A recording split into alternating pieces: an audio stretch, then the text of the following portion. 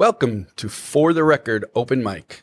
I'm Gerard Tonno from NAPA Autotech, and I'm going to share some thoughts on being an automotive Einstein. Before we get going, here's an important message from our partners.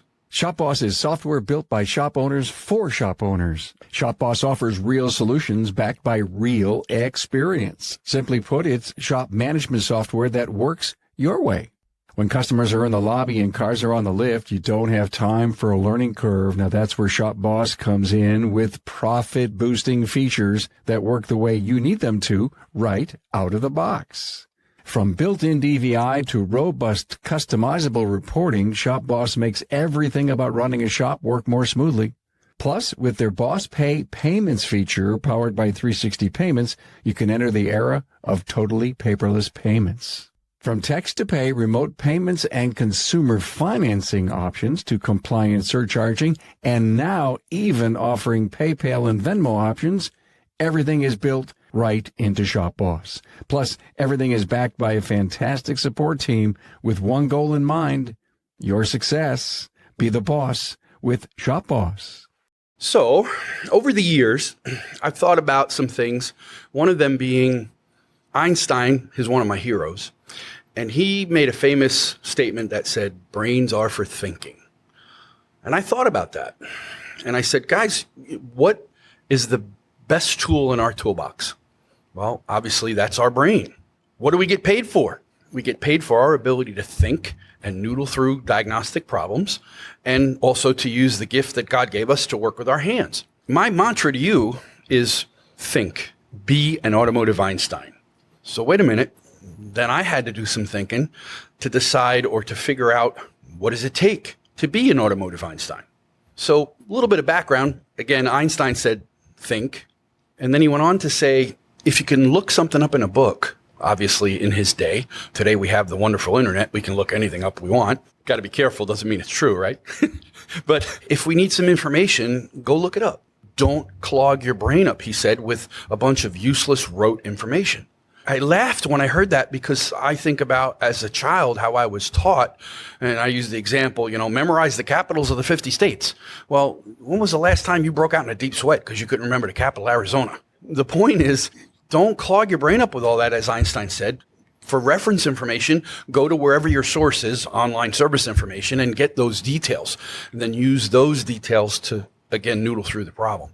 In saying that to you as a technician, what does it take to be an automotive Einstein? Well, first and foremost, especially to the younger folks, you have to have a passion for fixing cars. This isn't easy work. God knows I've had back surgery and I just can't get under a dashboard anymore. If you want me to do that, you might as well get a stretcher because I'm coming out like a pretzel. It's tough work. You really have to love what you do. For me as a young man, what attracted me was I've always been a gearhead since I can hold a wrench in my hands. And knowing that I can not only do what jazzes me, but I could help other people in the process, that's what attracted me to being a technician. Today, as many, many years being an instructor for various car companies and so forth, knowing that I can help other people put food on the table, that's what does it for me. We have to have a passion for what we do. We also have to have at least one or two sources of online service information. Right? It's like scan tools. Not one scan tool does it all.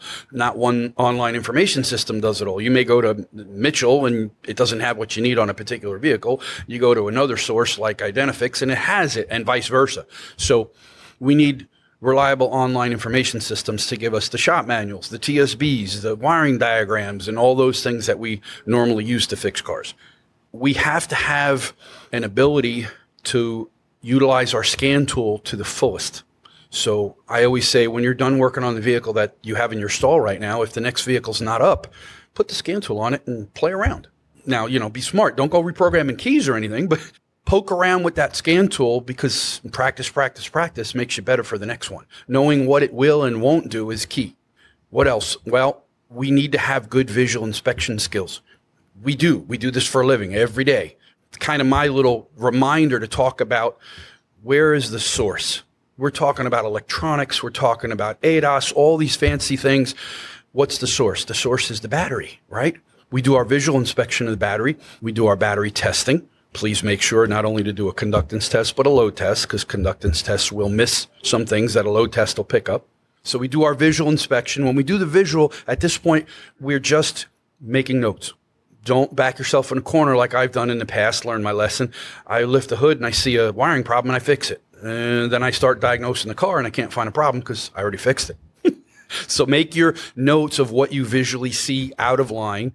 Exception to that is always safety issues. If there's any kind of a safety problem, somebody's got to get on the horn with the customer and say, hey, we got to address this before we can go any further because we can't safely drive your car.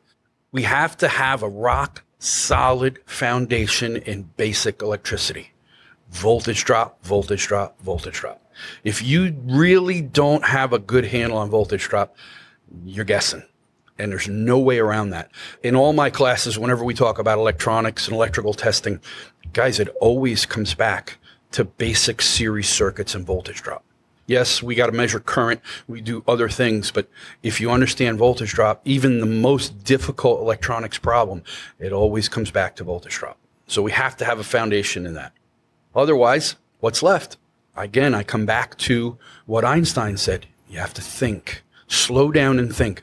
As a field engineer for Ford Motor, I can't tell you how many times I go out to a dealership to help with a problem car. And why isn't it getting fixed? Because a technician, bless his heart, he's following that shop manual to the letter in a pinpoint test.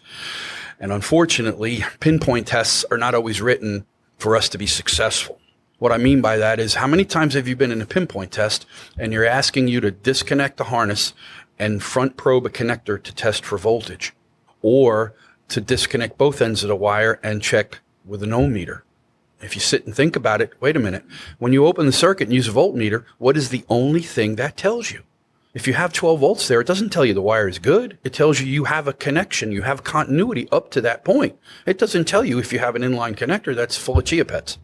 You have to do a loaded dynamic test for voltage drop. That will show you if that wire is good. One of the examples we had in one of our recent classes was a Honda with a charging system problem.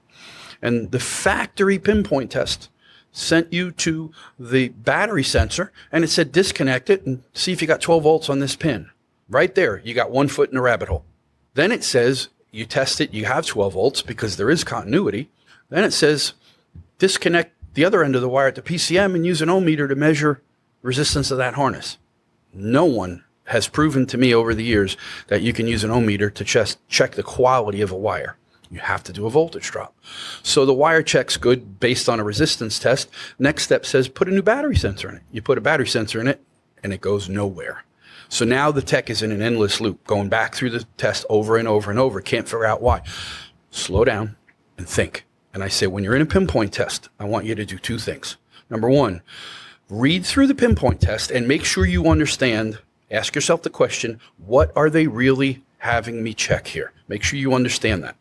Then the key question, number 2, is the test method they're telling me to use a valid way to test this circuit? If you will slow down and think like that, you'll be shocked at how many times you look at a pinpoint test and you'll say, who wrote this? It's wrong. And now you won't fall down that rabbit hole and chase your tail.